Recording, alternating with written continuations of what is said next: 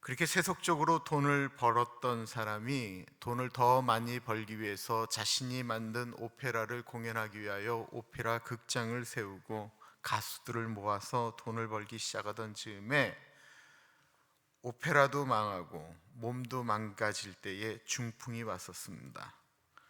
그랬던 그가 1741년 4년 만에 그의 몸이 회복되어졌던 56세에 세계사에 남을 만한 곡을 하나 쓰게 됩니다. 보통 음악적으로 우리가 부르는 노래의 대곡이라고 얘기하는 건 세 가지가 있습니다. 오페라가 있고요, 오라토리오가 있고 칸타타가 있습니다.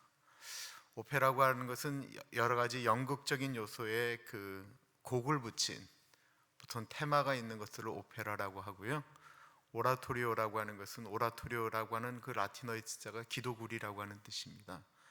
그러니까 대체적으로 기독교적인 요소가 있는데 오페라처럼 내용을 갖고 움직여지는 게 오라토리오라고 그래요. 그리고 칸타타라고 하는 것이 있습니다. 오라토리오와 비슷하지만 어떠한 이렇게 테마를 갖고 있는다기보다는 시리즈로 움직여지는 것이 칸타타입니다. 보통 오라토리오는 독창, 중창, 합창 그리고 오케스트라가 동원되어집니다. 이 오페라로 유명했던 이 작곡가가 2시간이 넘는 오라토리오를 하나 작곡하게 되어집니다. 오라토리오가 아까도 말씀드렸던 것처럼 독창곡도 있고요, 중창, 합창, 더군다나 또 오케스트라가 나오니까 이게 어마어마한 건데 이 2시간짜리를 이분이 놀랍게도 24일 만에 작곡을 하게 됩니다. 24일 동안 거의 잠을 자지 않았다고 합니다. 24일 동안 거의 먹지 않았다고 합니다. 악보로만 무려 354페이지.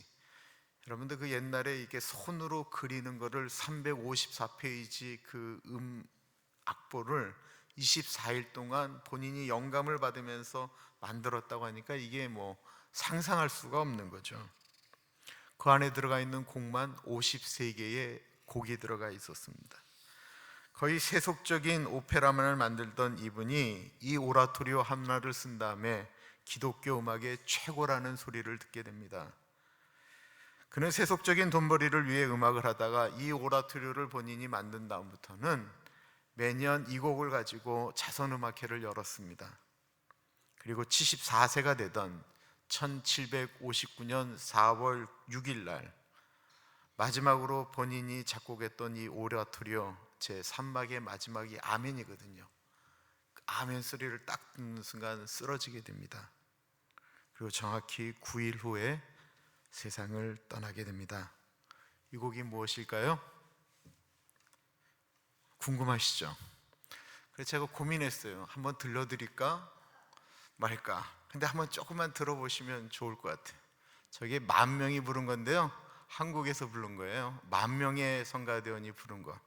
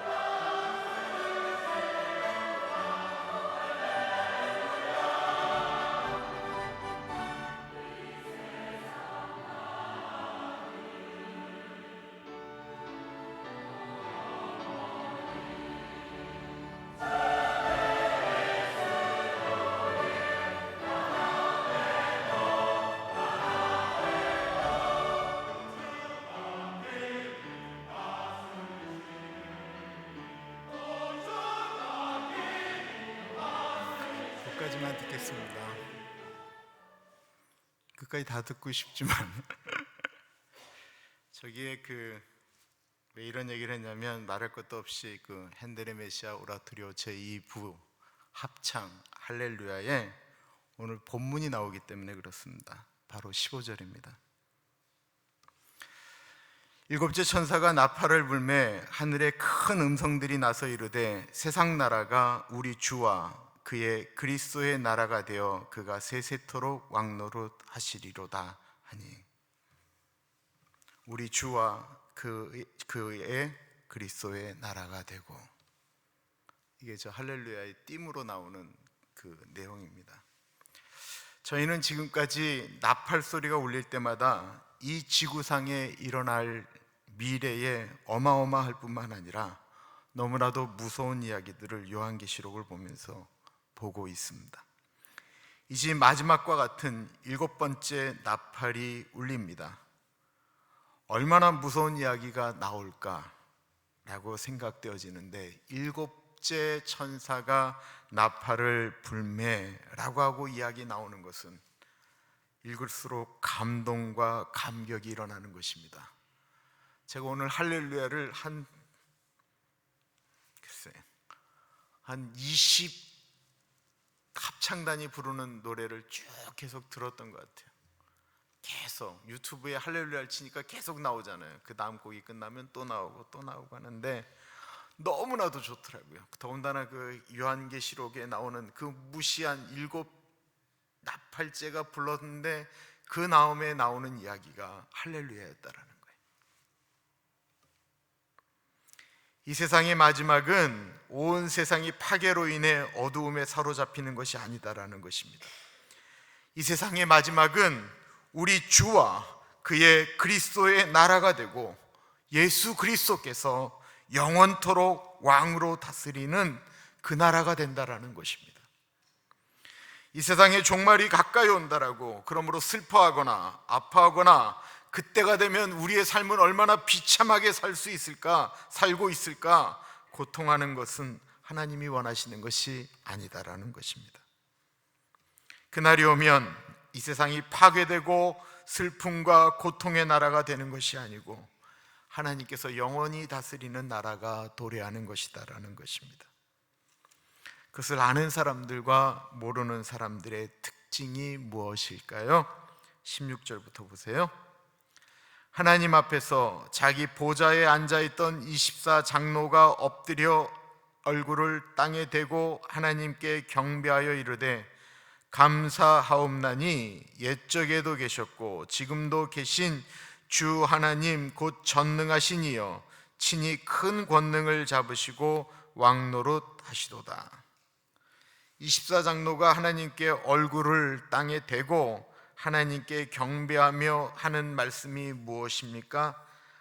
17절에 보면 이르되 감사하옵나니 라고 표현하고 있습니다.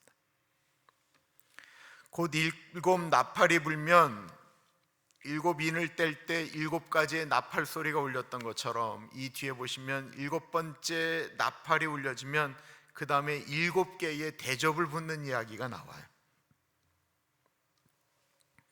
이제 엄청나게 어려운 얘기들이 이제 계속해서 나오게 될 건데, 하늘에 있는, 이미 하늘나라에 올라가 있는 믿음의 선진들, 그 장로님들이 보기에는 그날은 너무 감격적인 날이다라는 것입니다. 얼마나 영광스러운지 알기 때문에 그들은 그날이 오는 것이 지구가 종말하는 거구나, 지구가 파괴되어지는 거구나, 멸망하는 거구나 라고 생각하는 것이 아니라 그날이 얼마나 감격스러운 날인지 하나님께 감사한다라고 표현하고 있습니다. 그 하나님을 가리켜 옛적부터 지금까지 통치하시는 하나님이시다라고 표현하고 있습니다. 이 세상이 창조되어지던 그날부터 앞으로도 영원토록 하나님이시다라는 것입니다. 그 전까지 이 세상은 마치, 또한 우리가 살면서 이 땅은 악이 왕노릇하는 것처럼 느껴집니다. 아니, 실제로 그렇습니다. 그러나 그날에는 하나님께서만이 완전히 왕노릇하시는 나라가 올 것이다라는 것입니다. 그런데 만약에 우리가 이렇게 해석하게 된다면 우리에게 종말을 기다리는 우리의 마음은 문제가 될 수밖에 없습니다. 제가 다녔던 무궁교회 청년부는 굉장했습니다. 그때 우리를 지도했던 전도사님이 지금 장신대학교 구약학 교수입니다. 그러니까 그런 분, 이 양반이 이분이 그때 이미 전도사님이신데 뭐 외국어를 5개인가 7개인가를 하셨던 분이세요. 그러니까 이분이 주는 책이 굉장했어요. 제가 그때 청년부 때 존 브라이트라는 사람이 썼던 하나님의 나라라고 하는 책을 읽었습니다. 그리고 그 책은 저에게 너무나도 큰 이 세상을 바라보는, 이 세상에 기독교인이 어떻게 살아가야 되는 거가, 오늘날 내가 그냥 목회적인 것을 하면서 이렇게 꿈꾸는 세상에 대한 그 기준을 세우는 책과 같았습니다. 그것은 하나님의 나라, 하나님이 통치하시는 나라가 무엇이냐라고 하는 통치적인 개념을 구약시대부터 쭉 끌고 오면서 이야기하는 책이었습니다. 오늘 본문을 보시면 그 하나님에 대해서 옛적에도 계셨다라고 했습니다. 그 지금도 계신다라고 하는 이 지금도라고 하는 것은 요한계시록으로 보면 7번째 나팔이 불 때입니다. 그렇다고 한다면 오늘 아직까지 7째 나팔이 부르지 않고 있다고 한다면 우리가 살고 있는 이 시대, 오늘 우리에게는 이 요한계시록의 7째 나팔로 비교하면 우리가 지금 경험하는 하나님은 옛적의 하나님이다라는 것입니다. 그런데 우리의 입장에서 오늘 바라보게 되면 우리가 성경 속에 나와 있는 하나님은 옛적에도 계셨고 지금도 계시는 하나님이시다라는 것입니다. 맞지요? 미래에는 우리가 과거라고 할지라도 오늘 현재 우리는 지금 하나님의 나라 가운데 있는 현재입니다. 저는 그러므로 앞으로 미래에 다가올 도래할 하나님의 나라에 대한 고백보다는 오늘날 내가 살고 있는 이 시대, 이 사회 가운데서 하나님이 나를 다스리고 있는 하나님의 나라 가운데 내가 살고 있다라고 고백하고 싶습니다.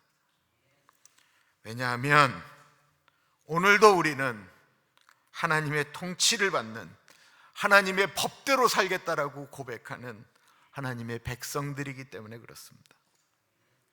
이 세상이 악하다고 할지라도 그렇다면 우리가 악의 통치를 받는 악의 백성들이겠습니까?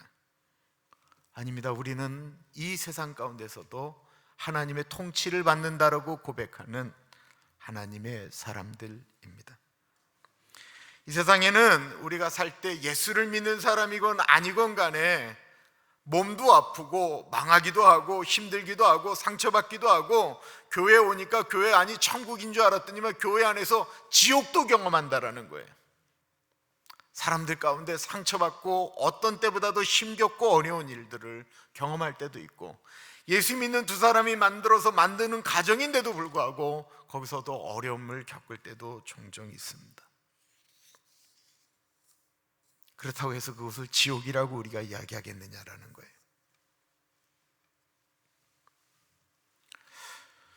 어떨 때 보면 우리는 연약하기 때문에 우리 스스로 시험 들기도 하고 다른 사람 때문에 힘들어 하기도 하지만 우리는 그럼에도 불구하고 보이지 않는 하나님 나라 가운데, 통치한 가운데 사는 사람들입니다.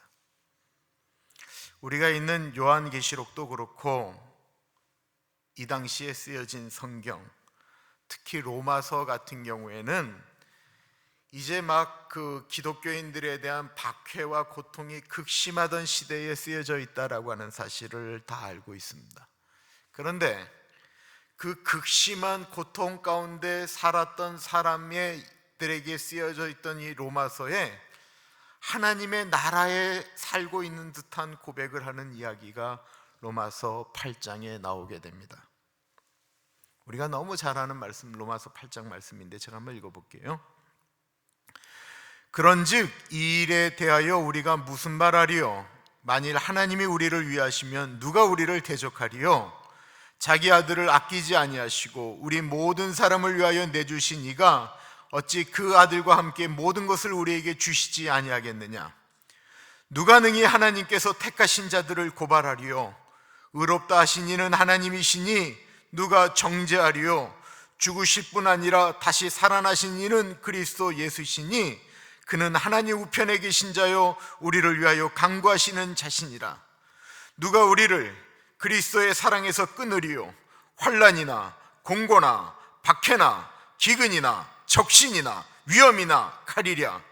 기록된 바 우리가 종일 주를 위하여 죽임을 당한다 하며 도살당할 양같이 여김을 받았나이다 함과 같으니라. 그러나 이 모든 일에 우리를 사랑하시는 이로 말미암아 우리가 넉넉히 이기느니라. 내가 확신하노니 사망이나 생명이나 천사들이나 권세자들이나 현재일이나 장래일이나 능력이나 높음이나 깊음이나 다른 어떤 피조물이라도 우리를 우리 주 그리스도 예수 안에 있는 하나님의 사랑에서 끊을 수 없느니라. 위대한 고백이긴 한데요, 이 35절과 36절에 이분들이 예수 믿으면서 겪는 고통을 아주 적나라하게 이야기하고 있습니다. 마치 악이 다스리는 시대에 살고 있는 것처럼 이야기하고 있습니다. 환난이나 공고나 박해나 기근이나 적신이라고 하는 것은 입을 것도 다 빼앗긴 빨가벗은 몸을 얘기하는 거예요. 적신이나 위험이나 칼이나 우리가 종일 주를 위하여 죽임을 당하며 도살당할 양같이 여김을 받았다. 이게 그 당시를 이야기하고 있는 것입니다. 그런 시대를 살고 있었던 분들이 그런 것들이 하나님과 우리의 사랑을 끊을 수 없다라고 표현하고 있는 것입니다. 마치 진짜 남녀가 사랑하는 어떤 그 관계의 그 뜨거운 사랑 가운데 있는 사람들이 어떤 어려움이나 고통이나 이것들도 우리를 갈라놓을 수 없다라고 고백하는 것처럼,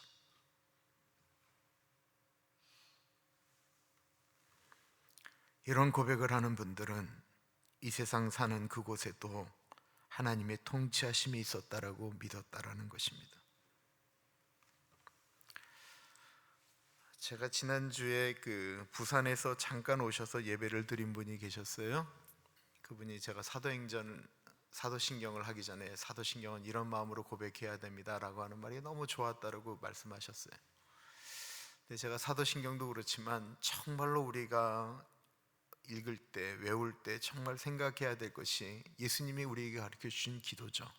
주의 기도, 너희는 이렇게 기도하라 말씀하셨던 거 한번 생각해 보세요. 하늘에 계신 우리 아버지여, 이름이 거룩히 여김을 받으시오며, 그리고 그 다음에 고백하는 것이 나라의 임하오심입니다. 저 나라는 하나님의 나라를 이야기하는 거예요. 하나님의 나라가 여기에 임하옵시며, 하나님의 나라가 저 위에 있으면 왜 여기에 임하라고 얘기하겠어요? 우리가 사는 여기에 하나님의 나라가 임하게 해달라고 고백하라고 예수님이 우리에게 가르쳐 주신 거예요. 그리고 우리 믿음의 선진들이 찬송가를 칠 때 저것을 몸으로 느꼈던 분들이 이렇게 고백하고 있습니다.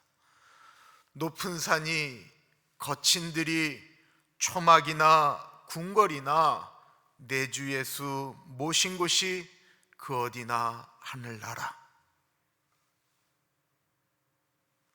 성경적으로 보면 이미 하나님의 나라는 이 땅에 이루어졌다라고 이야기하는 것이 성경적인 정확한 해석입니다. 예수님께서 말씀하시기를 외칠 때 회개하라 천국이 가까웠다라고 이야기하셨을 뿐만 아니라 마가복음에 보면 하나님의 나라가 가까웠다라고 말씀하고 있습니다. 하나님의 나라는 분명히 이 땅 가운데 임했지만 완성된 나라는 아닙니다. 예수 그리스도는 이미 십자가에서 승리하셨지만 그 완전한 승리가 이미 끝난 것은 사실은 아닙니다.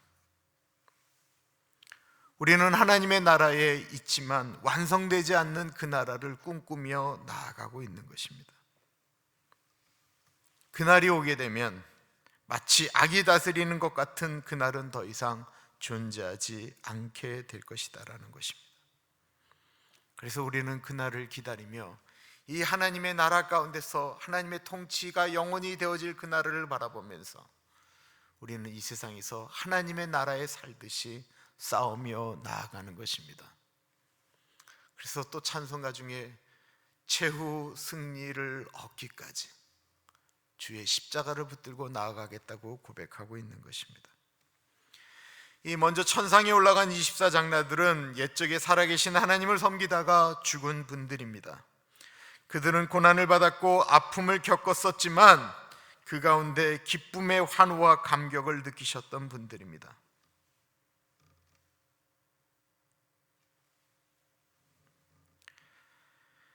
그런 분들이었기 때문에 이 세상의 종말이 오는 그날이 누구보다 감격스러울 수밖에 없었다라는 것입니다. 그러면 반대로 그날을 몰랐던 분들, 여전히 이 땅에 악의 다스림을 받으며 그것이 인생을 파괴시키는 줄도 모르며 그것을 즐기며 살았던 분들은 그날이 오면 어떻게 될까요? 18절을 보세요.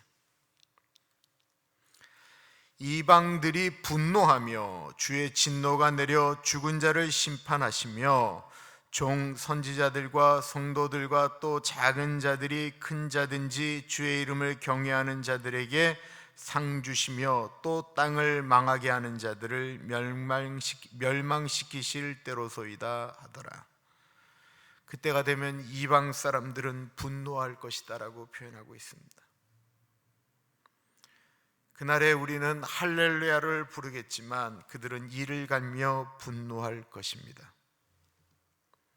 그리고 그 하나님은 그날 상 주시는 분이다라고 표현하고 있습니다. 여기에 상 받는 분들이 나옵니다. 종, 선지자들, 성도들. 여기까지는 우리가 이해가 되는데 그 다음 말은 또 작은 자든지 큰 자든지 주의 이름을 경외하는 자들이다라고 표현하고 있습니다. 이 종 선지자들은 그냥 그렇게 움직였던 분들이고 이 성도들은 보통 순교한 분들이라고 해석을 하는데 그럼 이 뒤에 분들은 그냥 예수를 믿었던 분들을 이야기하는 것이겠죠. 우리들은 어떤 분들은 이런 얘기를 하실 때가 있습니다. 나는 상 받을 일을 하지 못했습니다 라고 이야기를 합니다. 선교사님들은 누구들은 큰 상을 받을 것이다 라고 생각합니다. 누구는 그럴 것이다. 그러나 나는 아무것도 하는 것이 없다 라고 생각할 수도 있습니다. 정말 그럴까요? 우리가 생각하는 이 하나님의 나라 가운데서 우리가 하나님의 나라에 통치하는 사람답게 상 받을 일을 하는 것이 무엇입니까? 마태복음 25장 보겠습니다. 마태복음 25장입니다. 인자가 자기 영광으로 모든 천사와 함께 올 때에 자기 영광의 보좌에 앉으리니 모든 민족을 그 앞에 모으고 각각 구분하기를 목자가 양과 염소를 구분하는 것 같이 하여 양은 그 오른편에 염소는 왼편에 두리라. 그때 임금이 그 오른편에 있는 자들에게 이르시되 내 아버지께 복받을 자들이여 나와 창세로부터 너희를 위하여 예비된 나라를 상속받으라. 내가 줄일 때에 너희가 먹을 것을 주었고 목마를 때에 마시게 하였고 나그네 되었을 때에 영접하였고 헐벗었을 때에 옷을 입혔고 병들었을 때에 돌아보았고 옥에 갇혔을 때에 와서 보았느니라. 이에 의인들이 대답하여 이르되 주여 우리가 어느 때에 주께서 줄이신 것을 보고 음식을 대접하였으며 목마르신 것을 보고 마시게 하였나이까? 어느 때에 나그네 되신 것을 보고 영접하였으며 헐벗으신 것을 보고 옷 입혔나이까?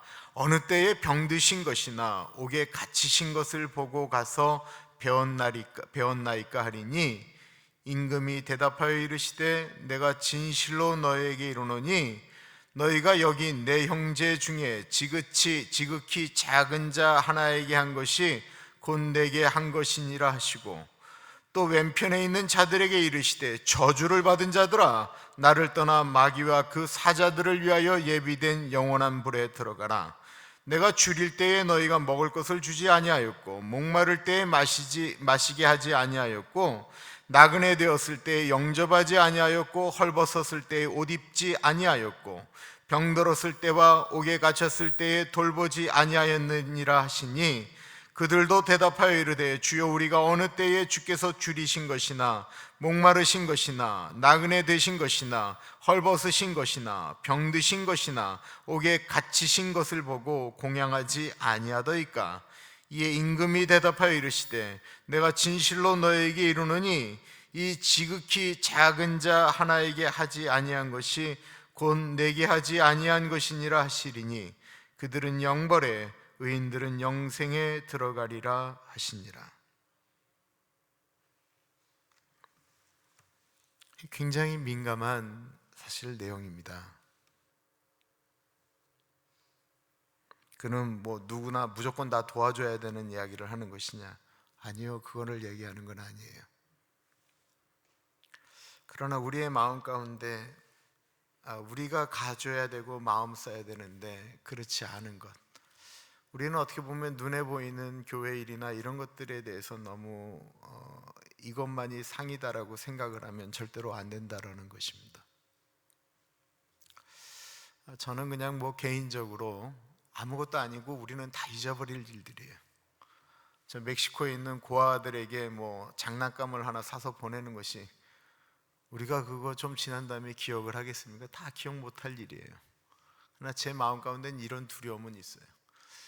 거기에 있는 고아들은 120명인데 우리가 준비한 건 100개예요. 그래서 20개를 못 나눠줘요. 그러면 내 마음 참 아프겠다라는 생각을 이렇게 들 때가 있어요.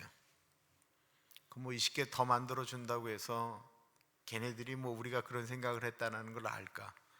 그래서 저는 거기에 붙어 있는 아이들의 숫자가 모자르지는 않게 갔으면 좋겠다라고 하는 생각을 갖습니다. 우리는 이 세상을 살아가면서 하나님 나라의 상을 준비하는 사람들입니다. 근데 우리가 아까도 언급한 우리는 분명히 지금 이 땅 가운데 악이 관영한 세상 가운데 살고 있는 것 같지만 우리는 하나님 나라의 백성으로 이 땅에 살고 있거든요.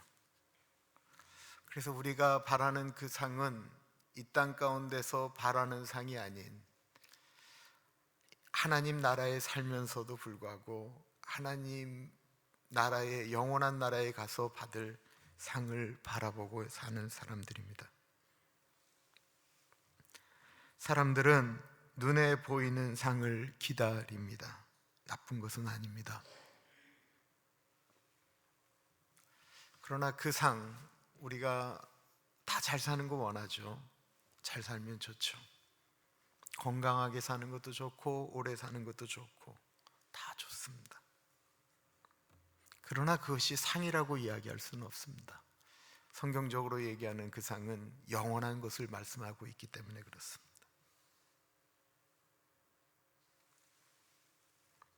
우리가 꿈꾸는 것은 이 땅 가운데서의 눈에 보이는 상도 뭐 그 나쁘다고 얘기하는 건 아닌 것 같아요.